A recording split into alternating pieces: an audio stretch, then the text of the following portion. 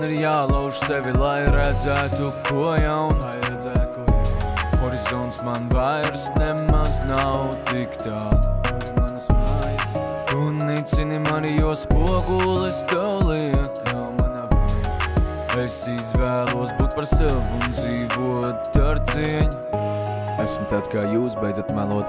Bērni jau vairs nevēlās dzīvot un esmu piemērs. Visi bērni pieaug daudz par ātru mūsdienās. Viss vairs nav noslēpts, it nemaz. Bez gara nav laika. Telpa šķiet tukša, runāt ir viegli, jo vārdiem nav uzlikt svaru. Viss šķiet kopēts, kā vienmēr meklēts, vieglākās atbildes tikai ziet. Dzīvot ar maksimālo ātrumu, cerot uz vieglu nāvi, jo vismaz mūsdienās maksā taču par dārgu. Atbrīvot sev no šī lāsts, kas ir dzīves tēvs, to var iemanīt pret pasaku, kam ir šī atslēga, pasaka man.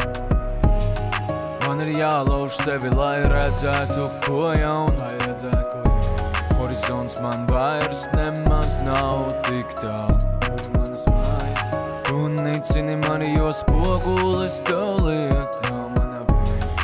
Es izvēlos būt par sevi un dzīvot ar cieņu. Viss mūžs ir piedzīvots aplī, viss nemainās it kā murgs ir apslēpts sapnī.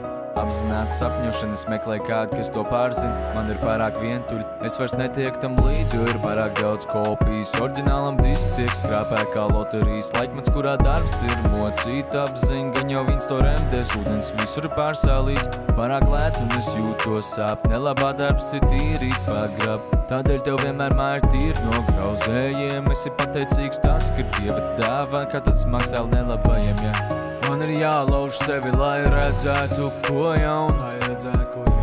Horizonts man vairs nemaz nav tik tālu. Manas mājas.